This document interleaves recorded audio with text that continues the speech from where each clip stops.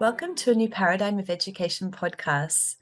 I'm your host, Monique Sayers. Today we have with us our special guest. Her name is Deidre Morrison. Before I introduce Deidre, I'd love to introduce our podcast. So, a new paradigm of education is an evolution in education. It's going back into the ancientness that we have already discovered in education and bringing that forth into the now, into the reality of now. There's many different tools and techniques and methods and styles that have been tried and tested over the time of history around, well, what is a new paradigm of education anyway?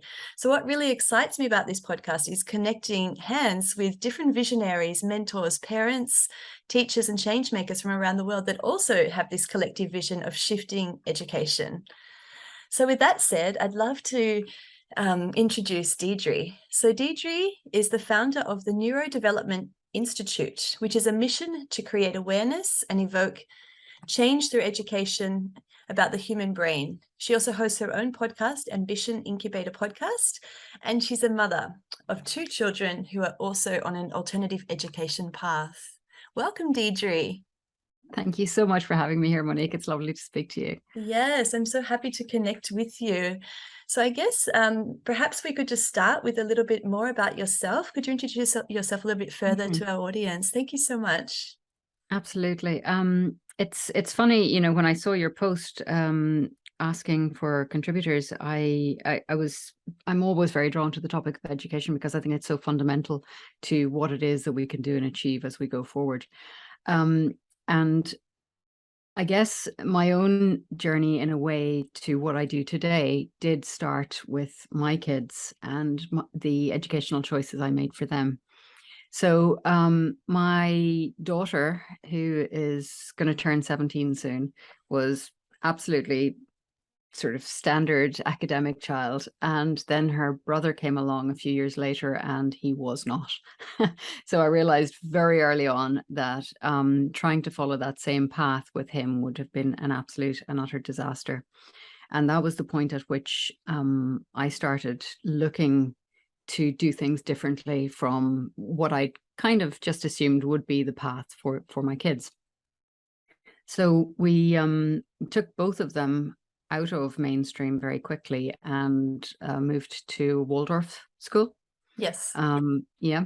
So and it's a choice we've been very happy with for the simple reason that it is not based on number crunching, and the kids are not really assessed very much. They don't get homework. They don't start the reading and writing thing until much later. So it's much more like the European model, and that gives them time to become emotionally ready for it. And a lot of what they do in that system is about their own sense of self. So it's about whole child education. It's body, brain, and heart.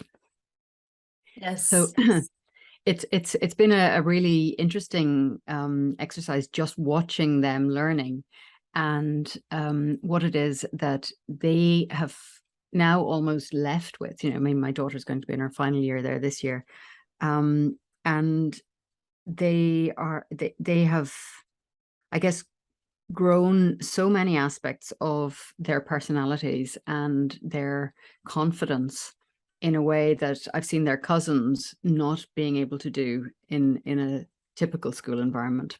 So yeah, I suppose the other thing is that we've had this kind of world crunch over the last few years, and at one point I was working very closely with one of the Waldorf teachers who had been a classroom teacher for 30 years, and we had decided we were actually going to try and provide some resources for home educators. And almost as soon as we did that, the world shut down. So wow. it was perfect timing. We were well placed to do it. But I think the thing that we realized very quickly as well, and this ties in with what I also do now, is that when you make that shift and when you are looking to do things a different way, you actually have to start with what it is that you maybe not knowingly believe about education yourself. And this is what we saw time and time again with the parents who wanted to make a change, whether it was because their child was not thriving in school, or whether it was because, for whatever other reason, they just wanted to try something new, but they were really trying the old stuff in a new environment. So Right. that was one of the things that we really had to tackle, that it was about creating, you know, for the change to be real and fundamental, it had to start with the parent as well. 100%, 100%. Holistic education involves everybody. It's an embodiment of humanity. I feel like it's a collective consciousness that we're embracing in this new paradigm, which I'm really fascinated by. And that the more people that are making changes, whether it's a big, small, or a change small, that we are creating what I believe is this new paradigm. And how amazing that you felt inspired to help the parents. And did you want to go a little bit further into that? Like, I know you mentioned something about your own journey around deschooling and things. Like, did you also offer this wisdom to them, or what were you sort of helping them with exactly?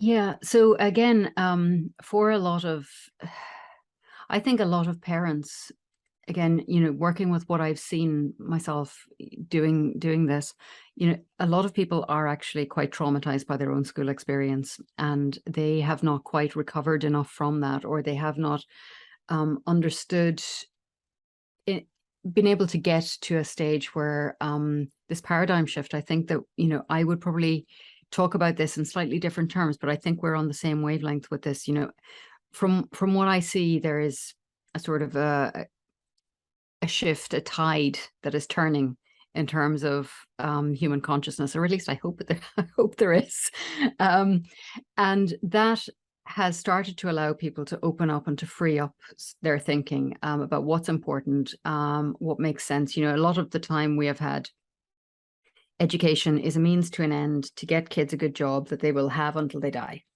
Right. So it's very, very kind of Lego block sort of approach to what education is for and why you do it. And, you know, it's this thing of you go in the door at 5 years of age or whatever, and you've been entered into a race, and you don't really know what the race is for or why you're there, but you've got to run it, and you've got to run it really well, and you've probably got to win it.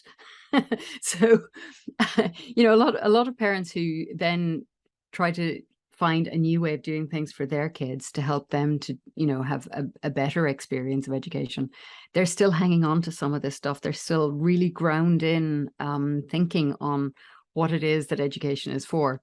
And it's really almost the parents who need to be deschooled rather than the kids in many ways. Yeah, that's so fascinating. We're definitely on the same page around what you were just sharing. I totally believe that everybody's needing to evolve to create this paradigm shift, and we are seeing that. Like, I think actually the pandemic was the best part of the pandemic was the fact that people started to make conscious choices, like whether it be within their home, within what they were doing with their work, you know, maybe it was in terms of their own personal awakening or journey around life purpose, whatever it was. And from there, there's this, as you're saying, this opening of its expansiveness. It's being able to allow education to be formed in a different way, and to not just be, okay, the child's at school and I'm at work, we're going to just do this, but what else can we do? You know, there's different structures that we can create, and that's what's so beautiful about this. Yeah, absolutely. I mean, again, I think one of the things that I noticed when my kids were small is that, you know, I worked at home at that stage as well, and they were always kind of in and out and running around the office and all the rest of it, and they pick up so much. And when kids are in that environment with their parents, I mean, they're natural learners, we all know this. The human child is designed to learn because that's how we survive. So and John Holt, you've probably read John Holt's books. You know, he talks about how kids learn, and how as soon as we start trying to teach them, as soon as we start trying to dictate to them how they should learn, that it becomes a chore. It becomes something that is almost undermining to their creativity and their ability to learn, because we're telling them that they're doing it wrong. So I think that these things are things that we as adults have very much got to let go of. And that requires a lot of inner work for us, because we want our children to succeed. We want our children, you know, we want our parenting to be well reflected in how our children do in life. So a lot of this for us is about letting go of the expectations that we have of ourselves, that other people have of us, that we have of our kids. And this is really this is deep letting go. Yeah, definitely. Definitely. In our book, A New Paradigm of Education, one of the key principles I shared in there was around the biggest way that we can be of service is to be able to let go of everything. And from there, there's this expansiveness of being able to create. And when I say let go, I'm talking about let go of the things that are not serving. And then from there, once you're feeling in that place, then, okay, well, what is going to serve? How is that going to look? It's going to look so different for every single person. We don't know how it's going to look for one child or another family, or even another school. And I feel that that is also part of this key of this new paradigm. So when you're talking about deschooling, just in case any of our listeners are not really sure of what this term is or how it even works, did you have a process that you used in your own family around deschooling or something like this? Well, because my kids were still at a Waldorf school, I didn't particularly need to do that. But what I did need to do, and to help a lot of kind of peripheral family members with, was letting go of what they thought education should be. And, trying to give them a sense.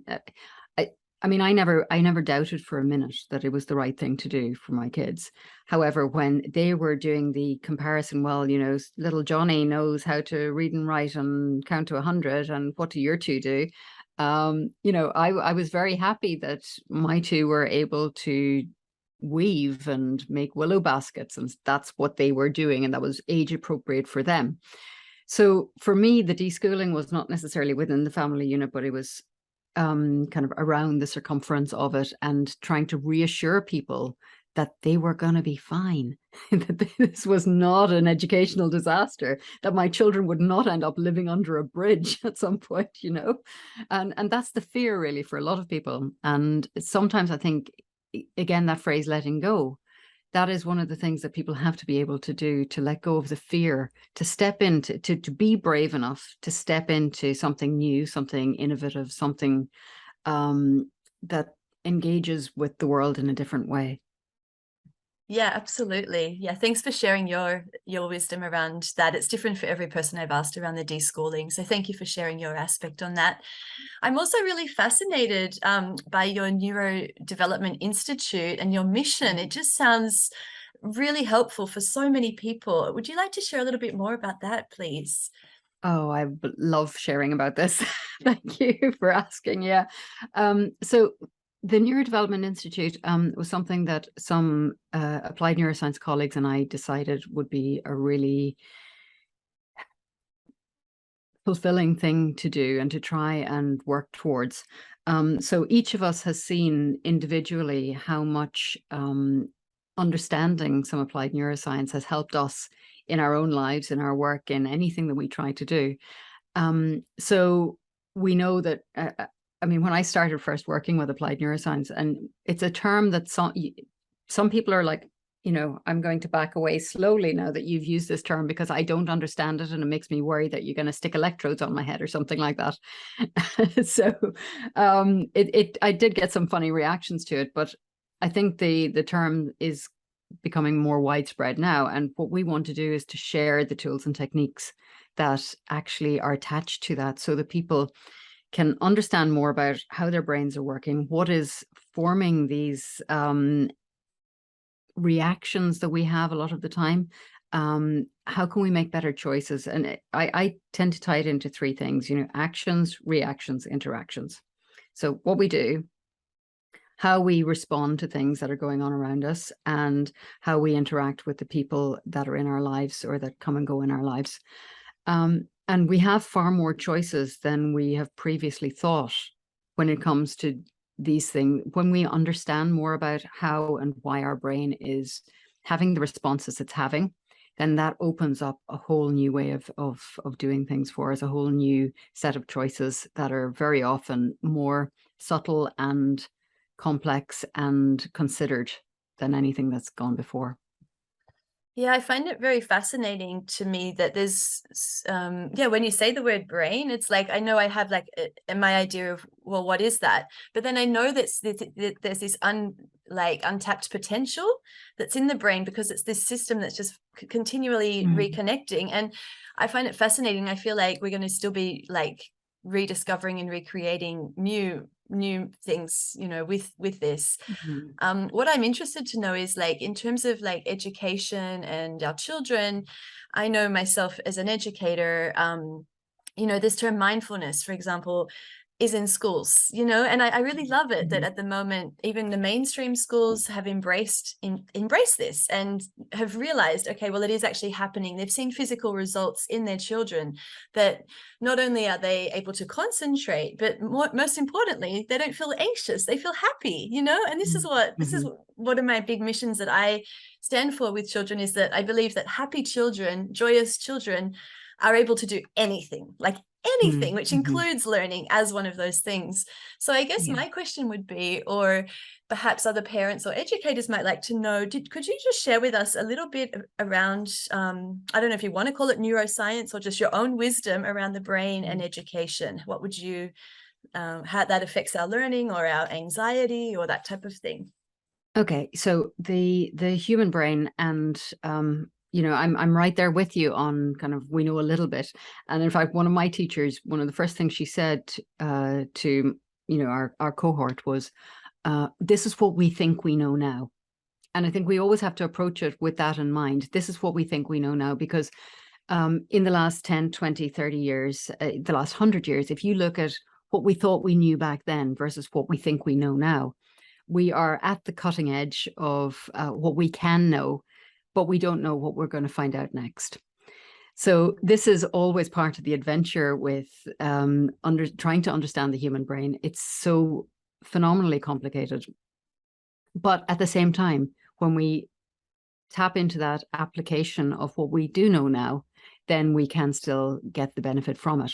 Now, in terms of education, I mean, obviously, when a baby's born, their brain starts adapting almost instantaneously to their surroundings, their culture, all of the things that go up to make the environment which they will have to thrive in. So the main function of the brain is to survive. It's to help us to survive. It's not there for thinking. It's not there for philosophy. It's not there for any of these other things. What is it going to do to help us survive? So when we look at neuroplasticity, which is the way the brain learns, changes, adapts, constantly evolves to understand new things and take on new information, then there are certain things that we know currently from the work that's done in neuroscience can actually help that. And they call them keys to neuroplasticity. There's quite a few of them, but some of them are very, very basic. So things like, you know, your physical needs. So your sleep, your hydration, your nutrition.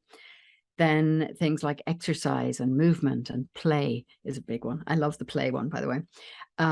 Things like, you know, having fun, humor, how we connect with the people that are around us and how much we can trust them to, and how safe we feel. So psychological safety is obviously another term that we hear a lot as well. So also rest is a big, and you know, none of this is rocket science. We know this. When we think about it, we know it. But sometimes there's that knowing doing gap between what we actually know and what we actually apply. So rest and downtime and sleep. And then we kind of break those into different things, you know, because sleep is not the same as just, you know, downtime, where you get to just let your brain do nothing, stare at the clouds and all that sort of stuff. But if you almost think about those as a sort of a budgetary requirements for your learning experience and for your education, and we try to work out, okay, so is the learning day taking these things into account? Then you get a very different view of what it is that we need to be thinking. It's not right 9 to 10 o'clock we're going to be doing maths, and then 10 o'clock to 12 o'clock we're going to be doing English or something else. You know, we need those breaks, we need the play, we need to make sure that people are enjoying it. And like I think you mentioned earlier, that it needs to be fun. I mean, when it stops being fun, it starts being torture. And how long are you going to participate in something that's torture for you? Yeah, 100%. So it's all about us feeling, you know, safe, grounded, happy, and all of those other tools that you mentioned. Even the fact when a child might be tired, how could we expect them to be learning if they're they're tired and the day would just seem so long. 6 hours, I'm tired. How am I supposed to learn today? So I think that is also part of this paradigm shift, if we want to call it that term, is being able to create a lifestyle that is suiting these basic needs. And after that, then the education is coming. Or I mean, education is part of that. Education, knowing oneself is education as well. But also creating time and space for these essential needs is necessary. I really hear you on that one. Yeah, and again, because we've been entered into this race of education, we have to get to the next stop, get to the next grade, get to the next exam, whatever it is. We sometimes think that these things are not priority, when in actual fact, when we look at the bigger picture, and this is where we get into the differences between the left and right hemispheres. When we look at the big picture, which is very much a right hemisphere way of thinking, and we have empathy for things, then we start to understand that trying to drive little beings in a very adult way, very logical way, is not necessarily helpful. So, then if we look at, I think, where the problematic parts of education come in is when it becomes a little bit too left hemisphere leaning, in that it is quite rigid and black and white, and it looks at what can be quantified overly instead of necessarily what can be felt or what can be communicated in other ways. So that again, for me, that's one of the things that I feel is really useful for parents to understand as well, and educators and just humans, that we have these two almost opposing ways of seeing things.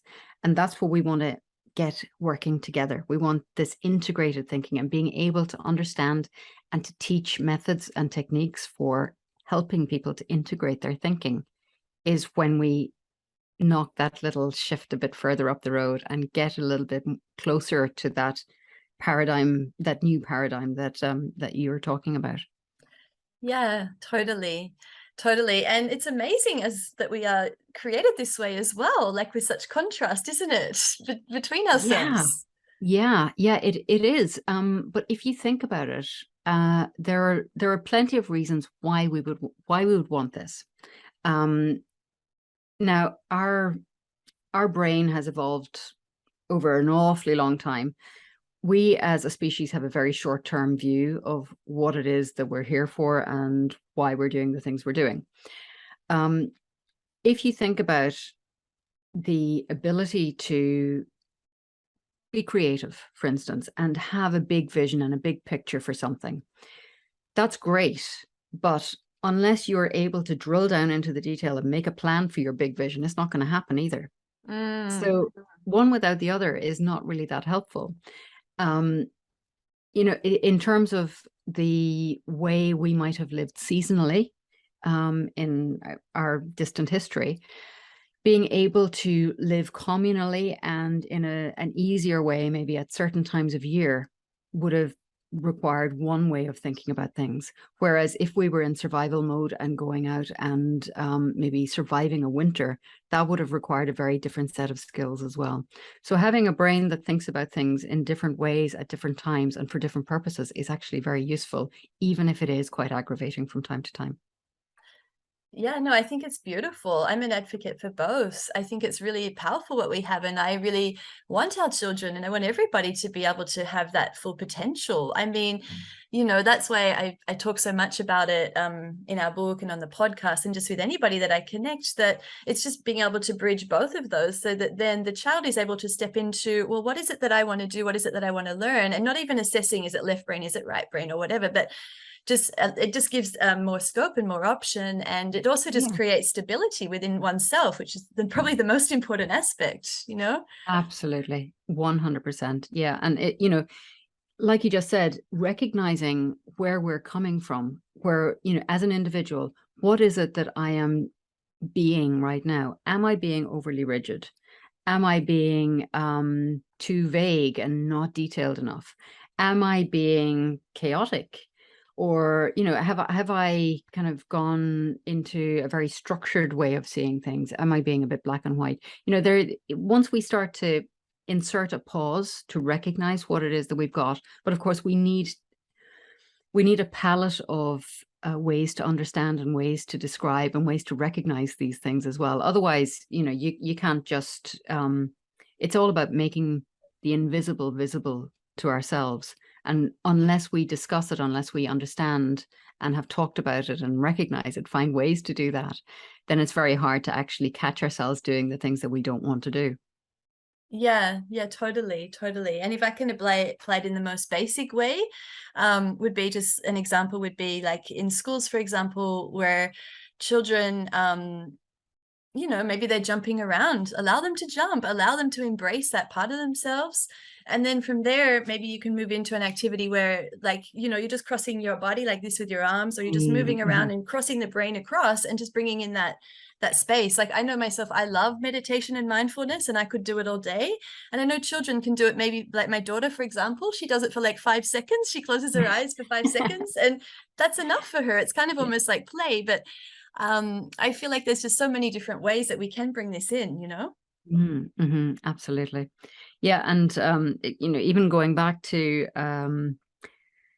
the Waldorf stuff that I know through my kids, they really do start quite early with things like sing-song stuff and story, which is very good for the imagination and the metaphor and the communication of feelings.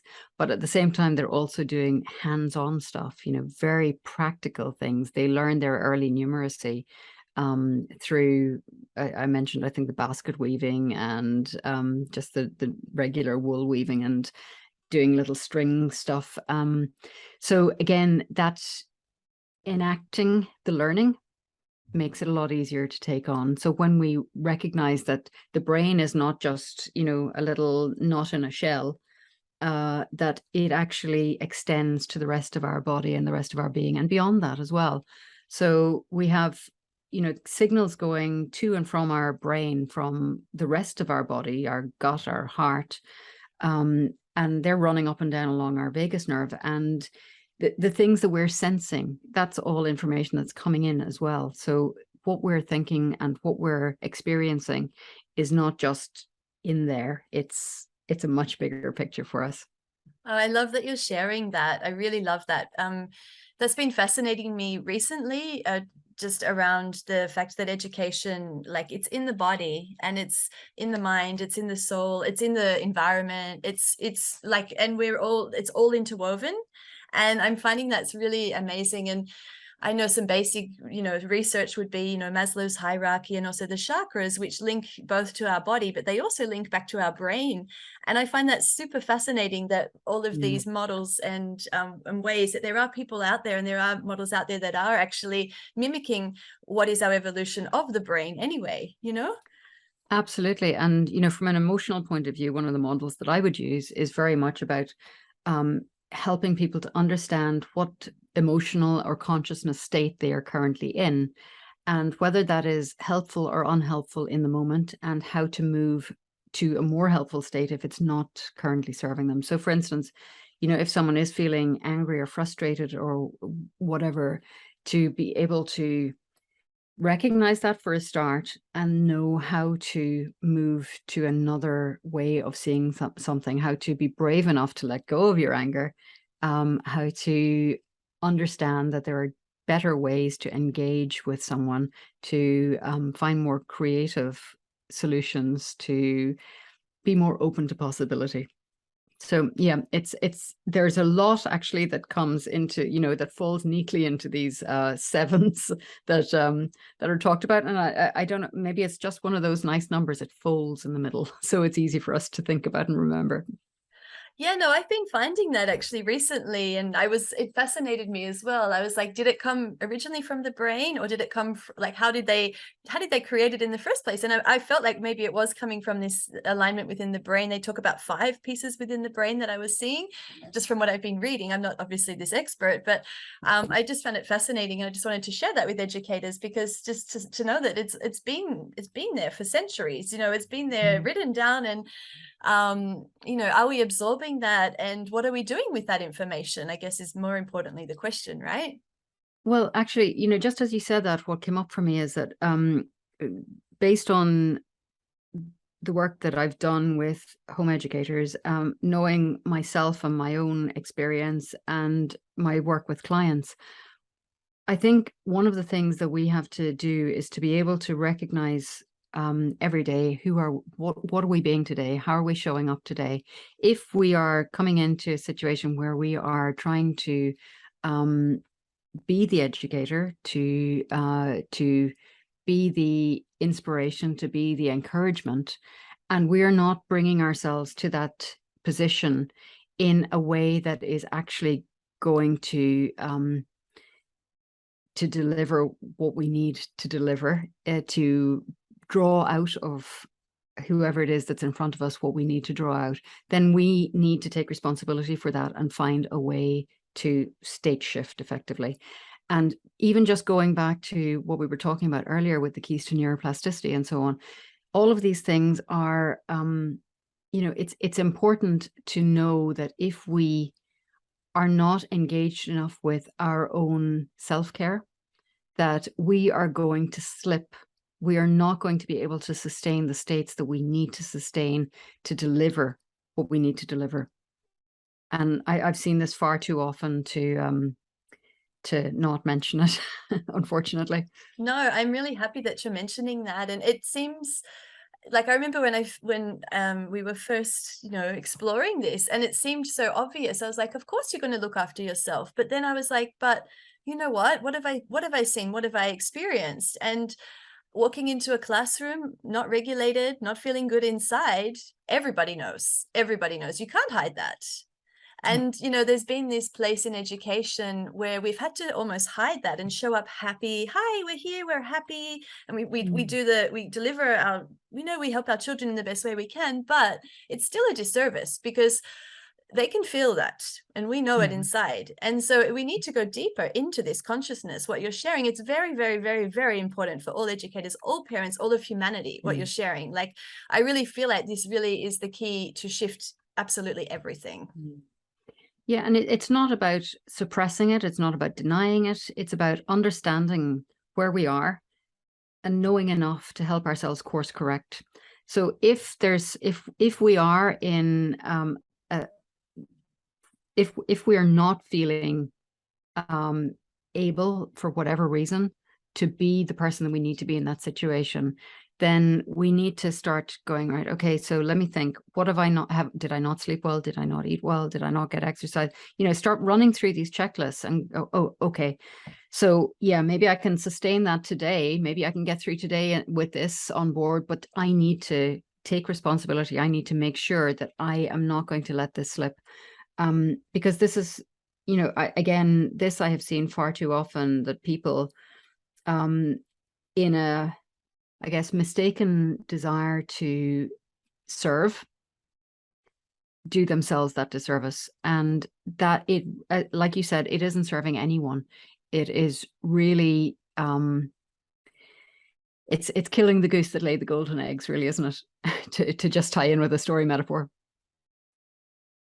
Yeah, absolutely. Absolutely. And this is definitely what I would describe in my own terms as templates of the old paradigm of education, where there was this competition because, as you're saying, like there was, back in the generalized, survival mechanism was around, we need to survive, we need to compete. And then also what you're saying around the techniques we were just sharing, that's also really like, not caring for yourself. That is an old template. And giving service, like, here I am, I'm giving everything, but I'm an empty vessel.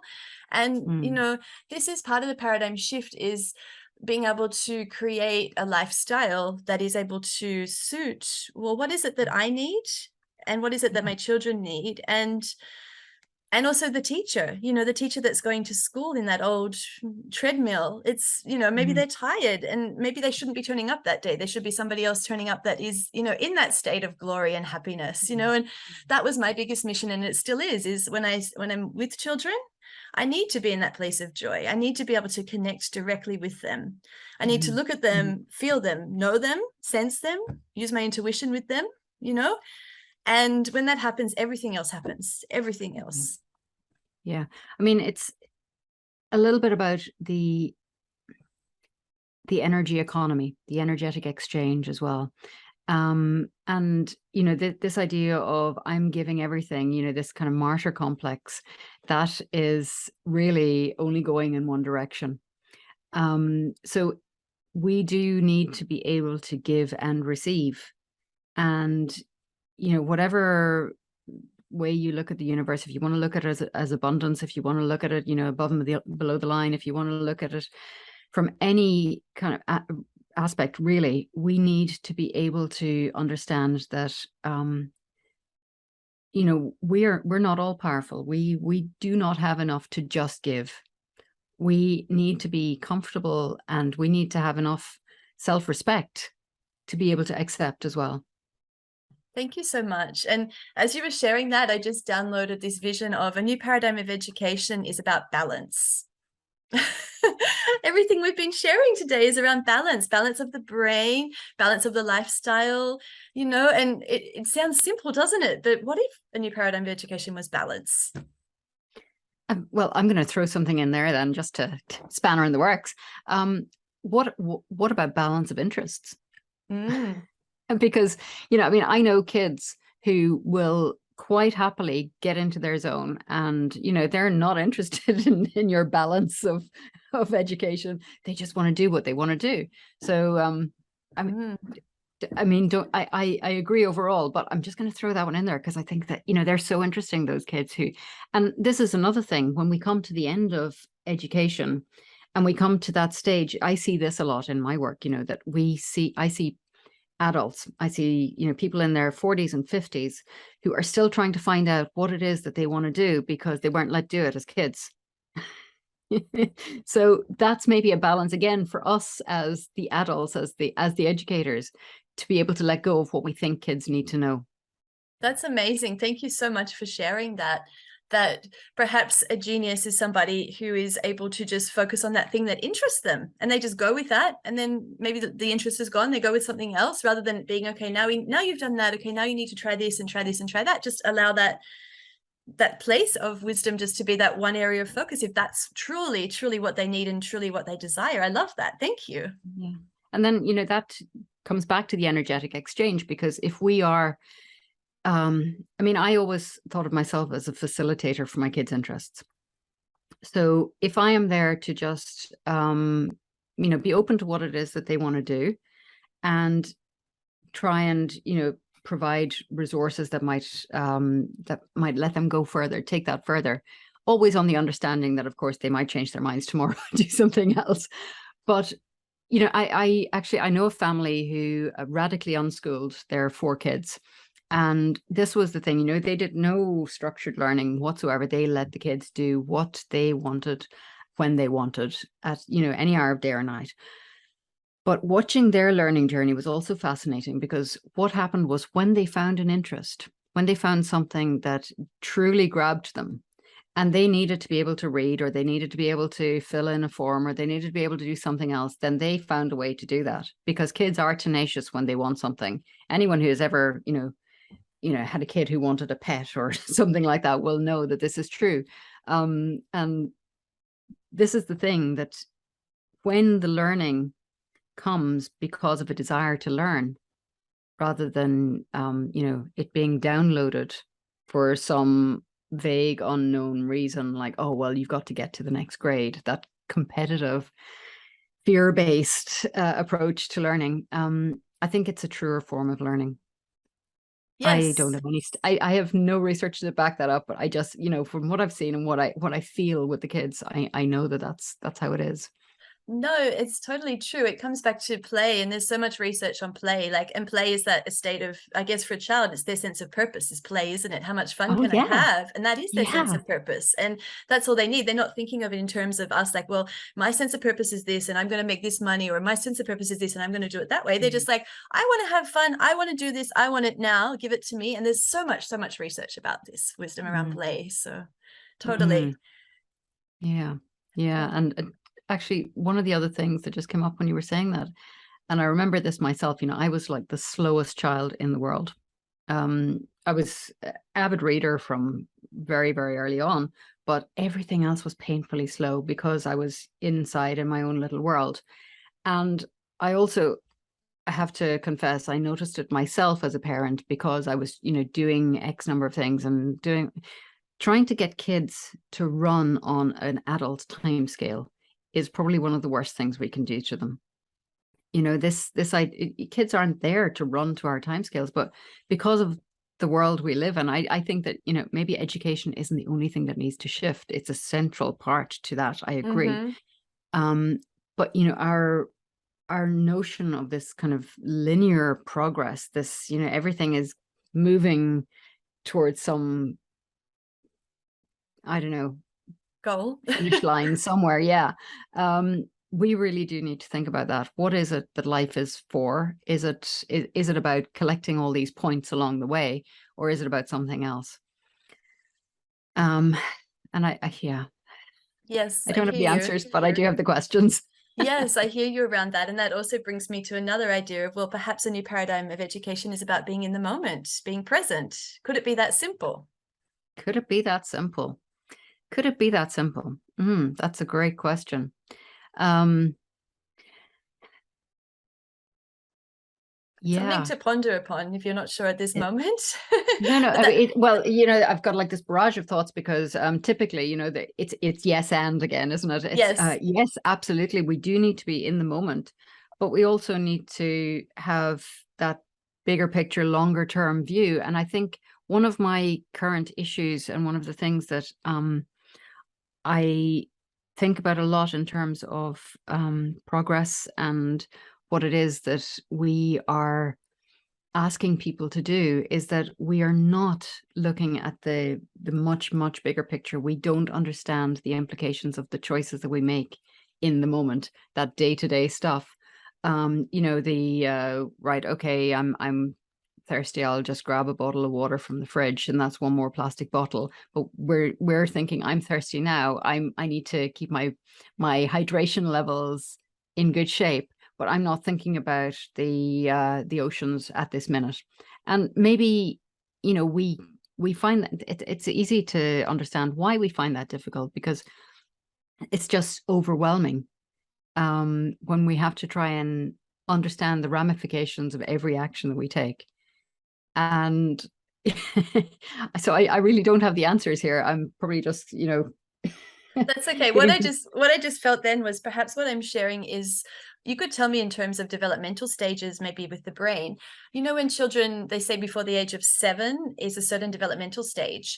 And in this stage, is it more about presence as opposed to considering the future? Because, they just have the needs that they want met, whereas opposed they're not future pacing, Yeah. And that's the thing, when I was working with Gabriel, and we were doing a lot to do with her experience in that Waldorf environment.